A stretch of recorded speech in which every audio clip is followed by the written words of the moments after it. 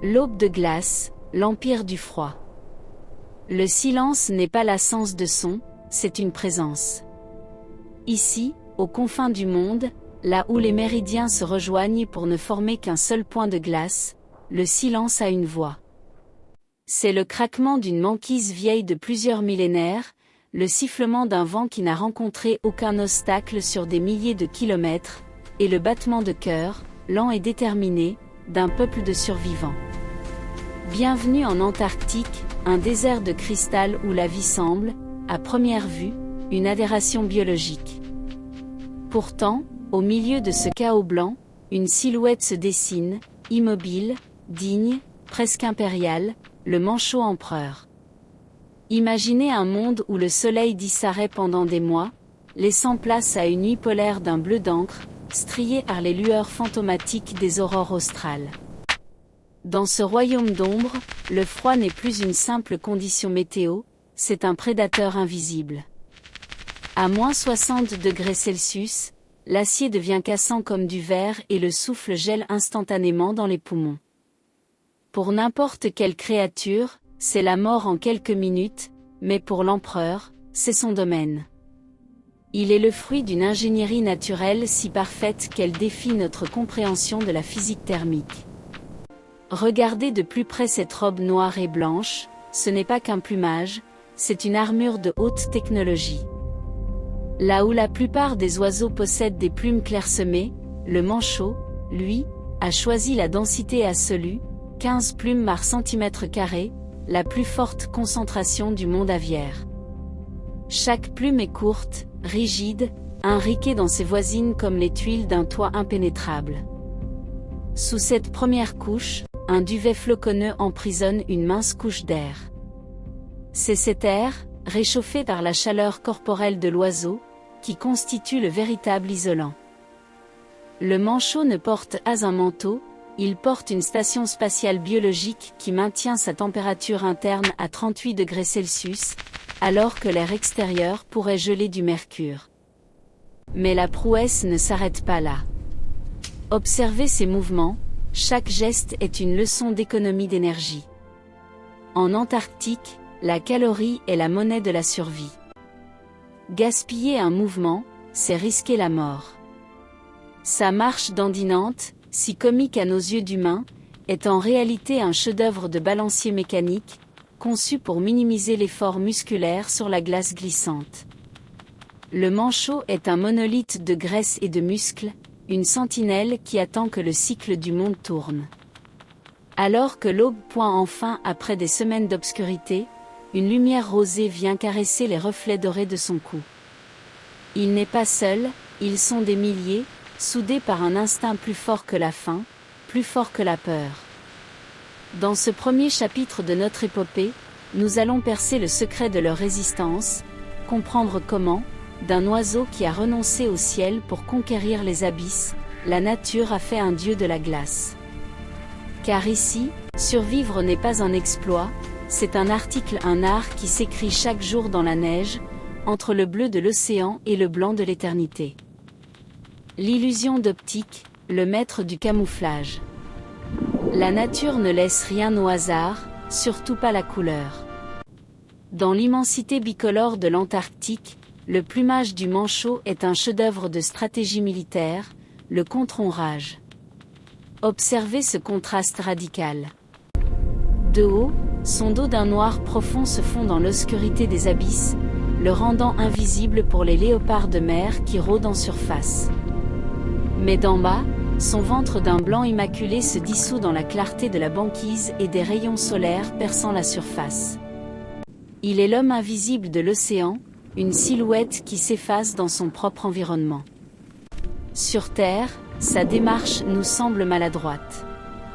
On l'imagine dépourvu de genoux, prisonnier d'un corps trop rigide. C'est une illusion. Dissimulé sous une épaisse couche de graisse et de plumes, ses genoux existent bel et bien, lui offrant une force de propulsion insoupçonnée lorsqu'il s'agit de bondir hors de l'eau pour échapper à un prédateur. Il est un athlète de l'ombre, caché sous un costume de gala. La torpille des abysses, chasseur haute performance. Dès qu'il franchit la frontière liquide, le manchot change de nature. L'oiseau devient torpille. Sous l'eau, il atteint des vitesses fulgurantes de 35 km/h, propulsé par des ailes transformées en nageoires rigides et puissantes. Mais sa véritable prouesse réside dans la profondeur. Le manchot empereur peut s'enfoncer jusqu'à 500 mètres sous la surface, là où la pression écraserait n'importe quel poumon humain. Pour tenir 20 minutes en apnée, il ralentit son cœur, stocke l'oxygène dans ses muscles et libère des millions de microbules d'air de son plumage pour réduire la friction de l'eau. Parfois, il utilise la technique du marsouin, il bondit hors de l'eau pour respirer tout en gardant son élan, une danse aérodynamique qui lui permet de couvrir de vastes distances sans jamais s'arrêter. Il est le seul oiseau au monde à avoir troqué le ciel pour l'infini bleu des profondeurs. La chimie du sel, survivre à l'océan. Survivre en pleine mer implique un défi physiologique majeur. Comment s'hydrater quand la seule eau disponible est saturée de sel? Le manchot possède sa propre usine de dessalement interne. Située juste au-dessus de ses yeux, la glande supraorbitale filtre le sang et extrait l'excès de chlorure de sodium, qu'il expulse ensuite à ses narines. Mais le danger vient aussi de la proie. Dans l'obscurité, le poisson est glissant et rapide. Pour s'assurer qu'aucune capture ne lui échappe, le manchot a développé une arme redoutable, sa bouche. Sa langue et son palais sont recouverts d'épines charnues et dures, toutes orientées vers l'arrière. Une fois saisi, aucun poisson, aucune proie ne peut ressortir. C'est un voyage à sens unique vers l'estomac du prédateur. Dans ce monde impitoyable, chaque calorie gagnée est une victoire sur le froid qui l'attend à la surface. Le rituel des galets, amour et crèche. Sur la banquise, la vie sociale est une question d'harmonie et de négociation. Pour le manchot papou, l'amour ne se prouve pas par le chant, mais par la pierre. Le mâle parcourt des kilomètres pour trouver le galet le plus lisse, le plus parfait, qu'il offre à sa promise comme fondation de leur futur foyer.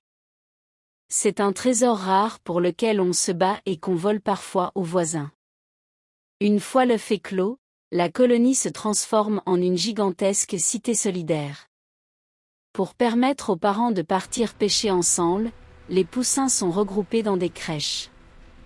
Sous la surveillance de quelques adultes, ces boules de duvet gris apprennent la vie en communauté. Dans ce vacarme assourdissant de milliers de cris, un miracle se produit, grâce à une signature vocale unique, un parent retrouve toujours son petit parmi la foule. Un lien invisible, tissé de fréquences sonores, plus fort que le blizzard. La mue catastrophique, la renaissance forcée. Il est un moment dans l'année où le manchot perd sa superbe. C'est la mue catastrophique.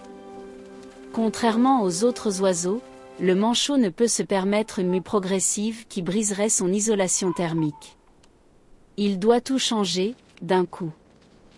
Pendant 3 semaines, il perd son imperméabilité. Il devient une créature ébouriffée, vulnérable, incapable de plonger pour se nourrir sous peine de mourir de froid. Il attend, immobile sur la glace, vivant sur ses réserves de graisse. Pour se déplacer sans brûler d'énergie, il utilise le tobogganing, il se laisse glisser sur le ventre, ramant avec ses nageoires sur la neige. C'est une période de jeûne et de vulnérabilité extrême, un passage obligé vers une peau neuve. Lorsque les dernières plumes mortes s'envolent, un nouvel oiseau émerge, brillant, prêt à affronter de nouveau les vagues de l'océan austral. L'héritage des géants, passé et futur. L'histoire des manchots ne commence pas sur la glace. Il y a 40 millions d'années, leurs ancêtres régnaient sur des mers bien plus chaudes. Certains, comme le paléodypte, mesuraient la taille d'un homme et pesaient plus de 100 kilos. Aujourd'hui, cette diversité survit encore dans des endroits inattendus. Sur les îles Galapagos, au niveau de l'équateur, des manchots bravent la chaleur tropicale, prouvant l'incroyable adaptabilité de leur lignée. Mais aujourd'hui, le défi est différent. Le monde change plus vite que l'évolution ne peut suivre. La glace fond, les courants se déplacent. Ces sentinelles de l'Antarctique sont les premiers témoins de la fragilité de notre planète. En les regardant plonger une dernière fois dans le bleu infini, nous ne voyons pas seulement un oiseau, mais un symbole de persévérance. Tant qu'il y aura de la glace et de l'eau, les maîtres du froid continueront leur marche éternelle.